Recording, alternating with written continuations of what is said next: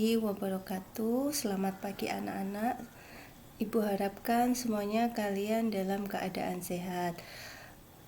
Hari ini adalah pertama kita bertemu untuk belajar secara online. Sebelumnya saya akan memberitahukan bagaimana rancangan pembelajaran kita selama pandemi ini. Pada tahun ajaran ini saya mengajar matematika kelas 9 A, B, C, dan D.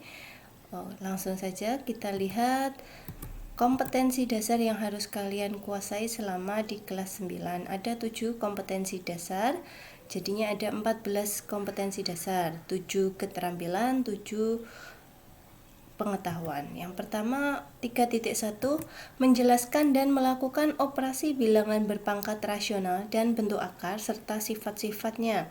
4.1 menyelesaikan masalah yang berkaitan dengan sifat-sifat operasi bilangan berpangkat bulat dan bentuk akar. 3.2 menjelaskan persamaan kuadrat dan karakteristiknya berdasarkan akar-akarnya serta cara penyelesaiannya.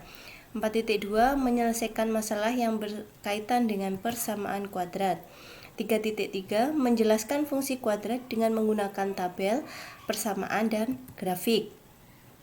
4.3 menyajikan fungsi kuadrat menggunakan tabel, persamaan, dan grafik. 3.4 menjelaskan hubungan antara koefisien dan diskriminan fungsi kuadrat dengan grafiknya.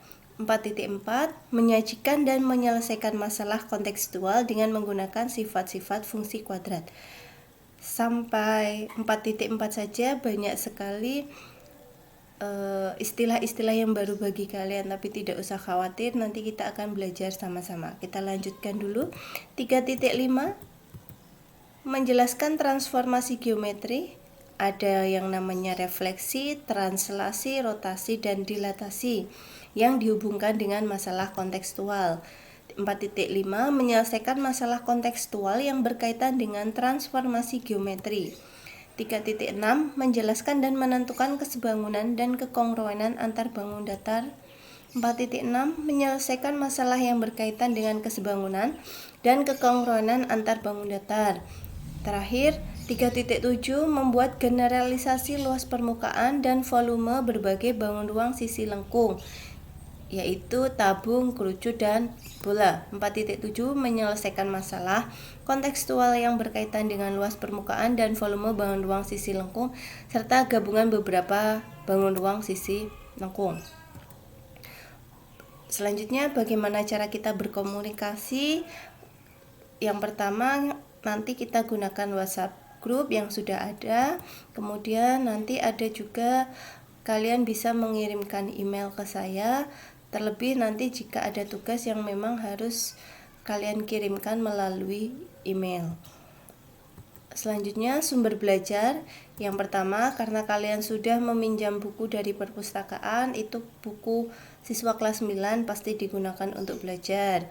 Yang kedua adalah PowerPoint. Nanti saya bisa share PowerPoint yang bisa kalian pelajari sendiri di rumah. Kemudian ada LKPD. LKPD itu adalah lembar kerja peserta didik. Rencana saya ingin kalian suatu saat nanti bergantian masuk sekolah untuk mengambil lembar kerja yang sudah saya siapkan. Jadi kalian tinggal mengambil saja, tidak perlu ngeprint lagi, tidak perlu mengcopy lagi, tetapi tetap memperhatikan protokol COVID-19.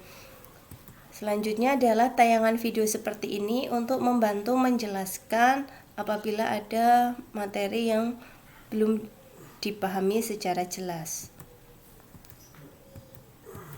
Bagaimana SOP belajar kita? Selama pandemi COVID-19, kalian belajar dari rumah melalui media aplikasi pembelajaran secara daring. Kemudian jadwal pembelajaran itu kita laksanakan sesuai yang sudah dibuat oleh sekolah. Kalau matematika berarti hari Senin jam pertama.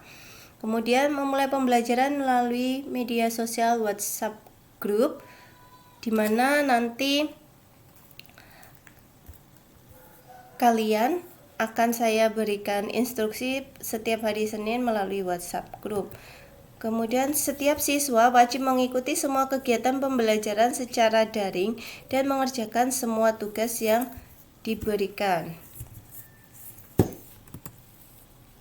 Oke.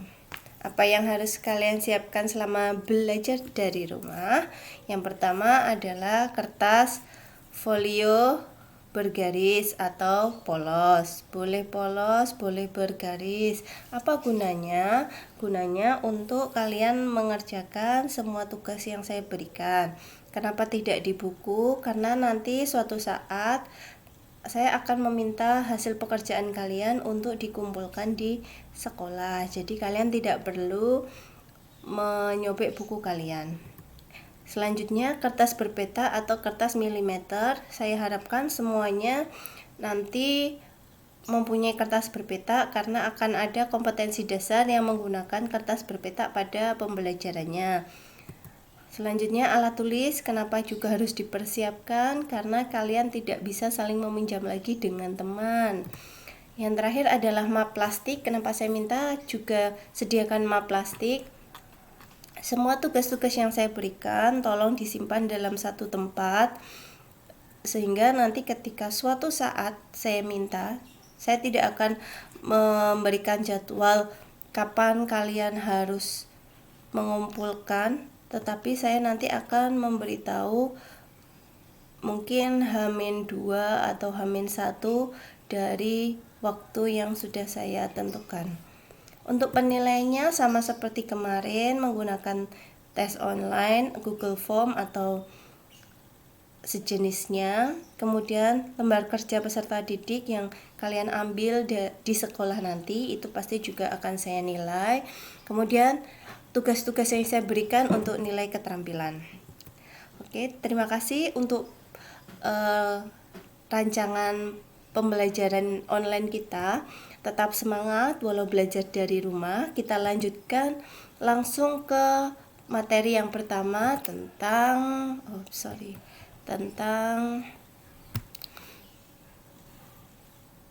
bilangan berpangkat. Mungkin di SD dulu sudah pernah sampai berpangkat 3 atau istilahnya dengan bilangan kubik. Nanti di kelas 9 ini pangkatnya tidak hanya berpangkat 2 atau berpangkat 3, bisa saja lebih dan bisa saja kurang. Apa maksudnya kurang? Oke, lanjut ya.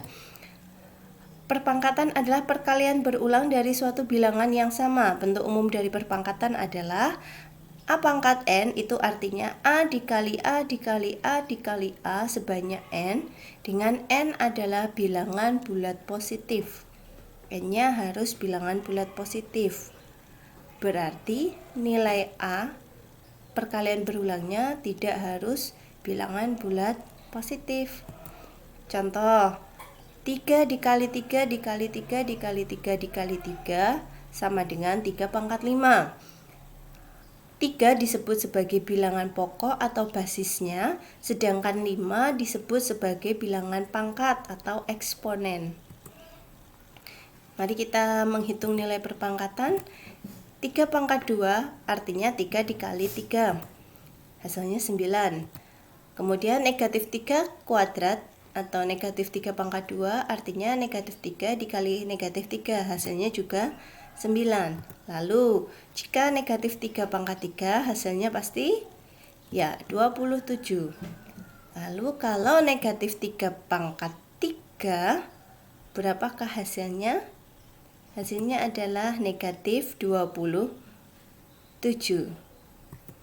Lalu pertanyaan saya, tentukan perbedaan dari yang pertama, perpangkatan dengan basis bilangan positif dan negatif. Apa perbedaannya? Yang kedua, apa perbedaan dari perpangkatan dengan eksponen bilangan ganjil dan genap? Silahkan jawaban kalian tulis pada kolom komentar. Jangan lupa diberi nama, kelas, dan nomor presensi. Kita lanjut. Bilangan berpangkat, ada bilangan berpangkat positif, negatif, dan 0. Untuk hari ini yang akan kita pelajari itu saja dulu. Yang pertama adalah bilangan berpangkat positif. adalah bilangan yang memiliki pangkat atau eksponennya positif. Bilangan berpangkat positif memiliki sifat-sifat tertentu di mana terdiri dari A dan B adalah bilangan real, sedangkan M dan N yang merupakan bilangan bulat positif. Ini beberapa sifatnya. Yang pertama, A pangkat M dikali A pangkat N bisa kita hitung dengan yang lebih sederhana menjadi A pangkat M tambah N. Syaratnya, bilangan pokoknya atau basisnya harus sama. Kalau belum sama bagaimana? Harus disamakan. Yang kedua, A pangkat M dibagi A pangkat N, maka sama dengan A pangkat M dikurangi N untuk M harus lebih besar dari N. Kemudian A pangkat M dipangkatkan N, maka kita bisa hitung juga dengan A pangkat M dikali dengan N. Kemudian jika ada A dikali B dipangkatkan M, maka hasilnya akan bisa kita hitung juga dengan cara A pangkat M dikali B pangkat M. Lalu selanjutnya A per B dipangkatkan M, maka bisa kita hitung juga dengan A pangkat M dibagi B pangkat M. A pangkat M per B pangkat M untuk B tidak sama dengan 0. Itu sifat-sifat pada bilangan berpangkat positif. Sekarang ke bilangan berpangkat negatif. Bilangan berpangkat negatif yaitu bilangan yang memiliki pangkat atau eksponennya negatif. Apabila A anggota real, A adalah anggota bilangan real dan A tidak sama dengan 0, serta N adalah bilangan bulat negatif, maka berlaku A pangkat negatif N itu sama dengan 1 per A pangkat N. Itu sifat pada bilangan berpangkat negatif. Lanjut ke bilangan berpangkat 0. Kita ingat dulu bahwa A pangkat N dibagi atau A pangkat N per A pangkat N nilainya sama dengan 1. Betul ya? Kemudian A pangkat N per A pangkat N, mengingat tadi sifat pada bilangan berpangkat positif, maka bisa kita tulis juga menjadi A pangkat N dikurangi N. N dikurangi N nilainya adalah 0, maka hasilnya A pangkat 0. Jadi A pangkat 0 itu nilainya 1, dengan A tidak boleh sama dengan 0. Ini adalah ringkasan sifat bilangan berpangkat. Bisa kalian pause terlebih dahulu, kemudian kalian catat di buku catatan kalian. Ini tugas yang harus kalian kerjakan pada hari ini. Silahkan di pause dulu. Ada 15 soal. Sepertinya banyak, tetapi itu bermacam-macam. Ada yang dari yang mudah ke yang lebih sulit lagi. Oke, selamat belajar, selamat mengerjakan tugas. Jawaban dari soal yang harus kalian kerjakan ini nanti akan saya bahas di video lain, mungkin dalam pembelajaran seperti ini, atau nanti akan saya buatkan pembahasan di lain video. Sekian dari saya, semangat belajar, tetap sehat. Wassalamualaikum warahmatullahi wabarakatuh.